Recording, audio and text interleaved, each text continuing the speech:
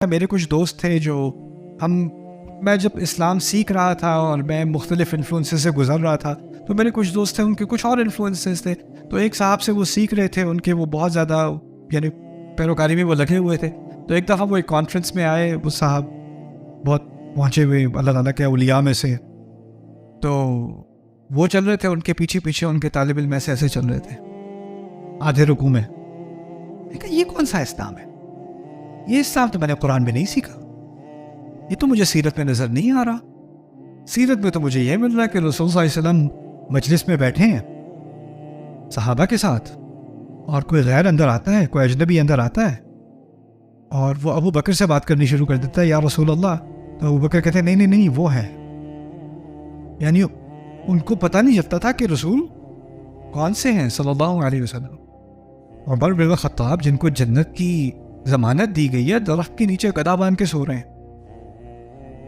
کوئی رینک نہیں ہے، کوئی خاص کپڑا نہیں ہے، کوئی خاص لباس نہیں کہ وہ ایک دفعہ وہ آ گئے تو پھر نور آ گیا. ایک نوجوان مجھے کل ملا تھا ریسٹورینٹ میں، کہتا آپ کی شکل پہ بہت نور ہے. میں نے کہا نہیں، یہ کریم لگائی ہے میں نے. کوئی نور نہیں ہے. یہ جو ہم نے بنایا ہوا ہے نا کہ کچھ لوگ ہیں جن پہ اللہ کا بڑا خاص انعام ہے، بہت یہ نا، یہ صراط الذین انعمت علیہم اس کا توڑ ہے. جن شخصیات سے ہمیں امپریس ہونا ہے نا، وہ ہیں ابراہیم علیہ السلام، آدم علیہ السلام، نوح علیہ السلام، اصحاب الکہف. یہ وہ لوگ ہیں جن کے بارے، یہ ہیں الذین انعمت علیہم. ان کے بارے میں سیکھو، ان سے انسپریشن لو. میں یہ نہیں کہتا کہ ہمیں اپنے بڑوں کی اور اپنے بزرگوں کی اور اپنے علماء کی عزت نہیں کرنی چاہیے. میں کہتا ہوں بالکل عزت کرنی چاہیے. انہیں پوپ نہیں بنا دینا چاہیے. وہ ایک اور مذہب ہے، وہ اسلام نہیں ہے، وہ ایک اور دین ہے. اور جب مجھے یہ بات سمجھ آئی، میں کچھ حلقات میں جب نوجوان تھا تو کچھ حلقات میں کوئی بڑے بڑے عالم آتے تھے نیو یارک میں نا، مختلف جگہوں سے. تو لوگوں سے بڑے مؤدبانہ انداز میں، شیخ صاحب ایک سوال ہے، ایک سوال عرض کر دوں، بس ایک سوال عرض کر دوں. کہ یہ کیا ہو رہا ہے؟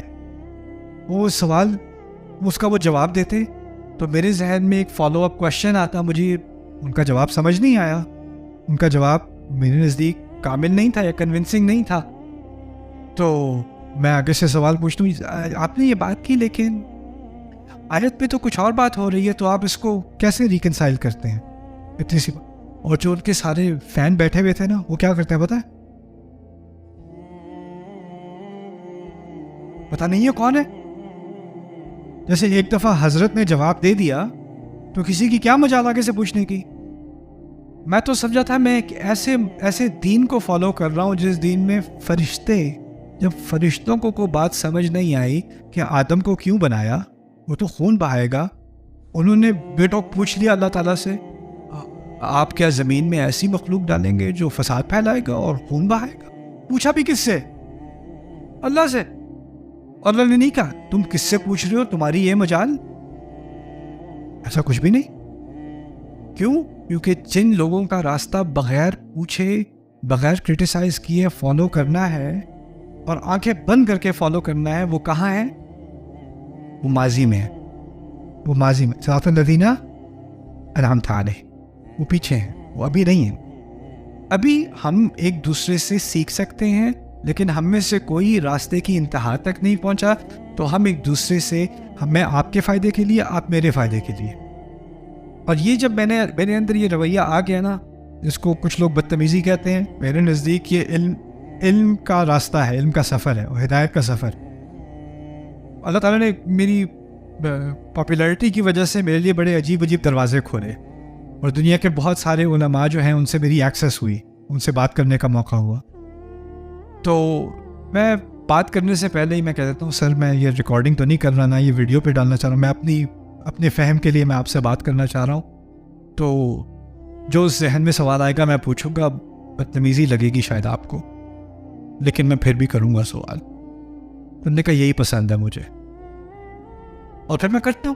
وہ بات کہتے ہیں، پھر میں کہتا ہوں آپ کی دل میں کوئی تو نہیں بنتی، اس لیے نہیں بنتی. پھر ہم ڈیبیٹ کرتے ہیں، پھر ان کو میری بات اچھی لگتی ہے، کوئی بات میری بری لگتی ہے، لیکن ہم ڈسکشن کرتے ہیں. ڈسکشن کرو گے نا تو آپ کے ذہن میں، آپ کی سوچ میں، آپ کے فہم میں اضافہ ہوگا.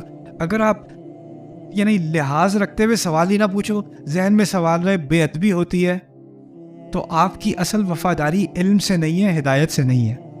آپ کی اصل وفاداری لحاظ سے ہے کسی کے. مجھے ہدایت کے راستے میں مجھے کسی اور چیز کا لحاظ نہیں ہے، مجھے بس حق کا لحاظ ہے. بس مجھے حق چاہیے. اور میں وہ یہ بھی عین ممکن ہے، اور بہت دفعہ ہوا ہے کہ میں کوئی چیز سیکھا، میں نے کوئی چیز سیکھی، مجھے لگا کہ یہ صحیح ہے، 2 سال بعد مجھے اندازہ ہوا کہ یہ بات صحیح نہیں ہے. اور عین ممکن ہے کہ صحیح نہیں ہے، اور ہو سکتا ہے کوئی چیز ابھی میں بالکل کنونس ہوں کہ یہ صحیح ہے، اور بعد میں کوئی دلائل سامنے آئے اور کوئی بات سامنے آئے اور پتہ چلے کہ یہ بات صحیح نہیں تھی. ممکن ہے، کیونکہ انسان سے غلطی ہوتی ہے، انسان سیکھ رہا ہے، اور سیکھنے کے رستے میں غلط نتائج پر پہنچنا بھی اس کا حصہ ہے، اس سفر کا حصہ ہے. لیکن ان الفاظ میں صراط الذین انعمت علیہم بہت بڑی، بہت گہری حقیقت مضمر ہے، اور یہ اللہ تعالیٰ سے جو ہمارا تعلق ہے اس کو خراب ہونے سے بچایا گیا ہے انہی الفاظ کے ذریعے سے، صراط الذین انعمت علیہم.